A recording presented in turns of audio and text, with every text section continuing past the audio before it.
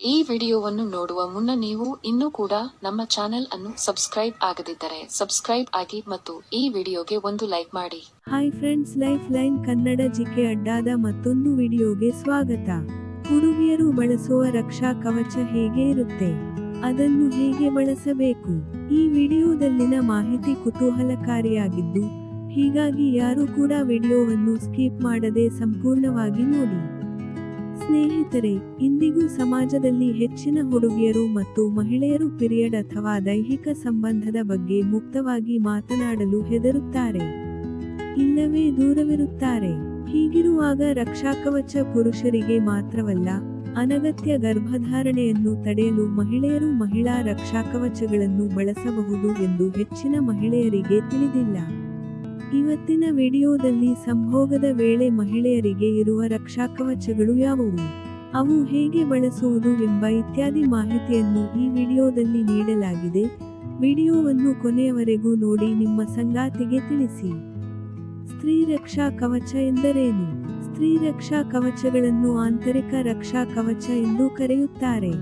ಈ ರಕ್ಷಾ ಕವಚ ಮೃದುವಾದ ಮತ್ತು ಸಡಿಲವಾದ ಬಿಗಿಯಾದ ಚೀಲವಾಗಿದ್ದು, ಇದನ್ನು ಸಂಭೋಗದ ಮೊದಲು ಬಳಸಲಾಗುತ್ತದೆ. ಸ್ತ್ರೀ ರಕ್ಷಾಕವಚ ಅನ್ನು ಟ್ಯಾಂಪೂನ್ನಂತೆ ಯೋನಿಯೊಳಗೆ ಸೇರಿಸಲಾಗುತ್ತದೆ. ಇನ್ನು ಸ್ತ್ರೀ ಕಾಂಡೋಮ್ ಅನ್ನು ಏಕೆ ಬಳಸಲಾಗುತ್ತದೆ ಅಂತ ನೋಡೋದಾದ್ರೆ, ರೋಗ ನಿಯಂತ್ರಣ ಮತ್ತು ತಡೆಗಟ್ಟುವಿಕೆ ಕೇಂದ್ರಗಳ ಪ್ರಕಾರ ಸ್ತ್ರೀ ರಕ್ಷಾಕವಚ ಮಹಿಳೆಯರಿಗೆ ಸುರಕ್ಷಿತವಾಗಿದೆ. ಅನಪೇಕ್ಷಿತ ಗರ್ಭಧಾರಣೆಯನ್ನು ತಡೆಯಲು ಸ್ತ್ರೀ ರಕ್ಷಾಕವಚವನ್ನು ಬಳಸಲಾಗುತ್ತದೆ. ಲೈಂಗಿಕವಾಗಿ ಹರಡುವ ಸೋಂಕುಗಳನ್ನು ತಡೆಗಟ್ಟಲು ಸ್ತ್ರೀ ಕವಚಗಳನ್ನು ಬಳಸುವುದು ಉತ್ತಮವೆಂದು ಪರಿಗಣಿಸಲಾಗಿದೆ. ಸ್ನೇಹಿತರೆ, ಸಂಭೋಗಕ್ಕೆ 8 ಗಂಟೆಗಳ ಮೊದಲು ಇದನ್ನು ಬಳಸಬಹುದು. ರಕ್ಷಾಕವಚ ಬಳಕೆಗೆ ಮೊದಲು ಈ ವಿಷಯಗಳನ್ನು ನೀವು ನೆನಪಿನಲ್ಲಿಟ್ಟುಕೊಳ್ಳಿ.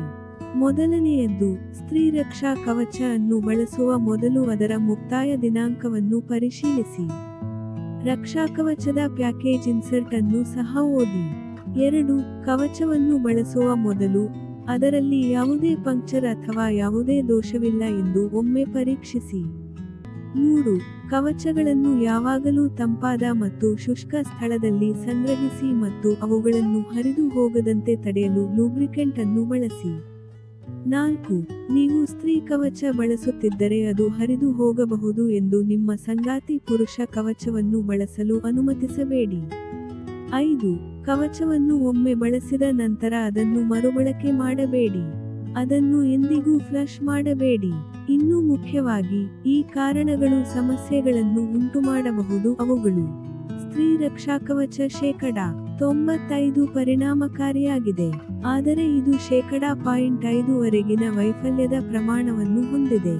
ಇದರೊಂದಿಗೆ, ನಿರ್ದಿಷ್ಟ ಸಂದರ್ಭದಲ್ಲಿ ಇದನ್ನು ಬಳಸುವಾಗ ಅಲರ್ಜಿ, ಯೋನಿ ಸಮಸ್ಯೆಗಳು ಸಹ ವರದಿಯಾಗಬಹುದು. ಸ್ತ್ರೀ ರಕ್ಷಾಕವಚ ಪುರುಷರ ರಕ್ಷಾಕವಚಗಿಂತ ಸ್ವಲ್ಪ ಹೆಚ್ಚು ದುಬಾರಿಯಾಗಿದೆ, ಅಲ್ಲದೆ ಎಲ್ಲೆಡೆ ಹುಡುಕಲು ಸ್ವಲ್ಪ ಕಷ್ಟ. ಸ್ನೇಹಿತರೆ, ನೋಡಿದ್ರಲ್ಲ, ಇದೇ ತರಹದ ಜೀವನಕ್ಕೆ ಉಪಯುಕ್ತವಾಗುವ ಮಾಹಿತಿಗಾಗಿ ನಮ್ಮ ಚಾನಲ್ ಸಬ್ಸ್ಕ್ರೈಬ್ ಮಾಡಿಕೊಳ್ಳಿ. ಈ ಮಾಹಿತಿ ಇಷ್ಟವಾದಲ್ಲಿ ವಿಡಿಯೋಗೆ ಲೈಕ್ ಮಾಡಿ, ನಿಮ್ಮ ಸಂಗಾತಿಗೆ ಈ ವಿಡಿಯೋ ಶೇರ್ ಮಾಡಿ ಜಾಗೃತಿಗೊಳಿಸಿ. ಧನ್ಯವಾದಗಳು.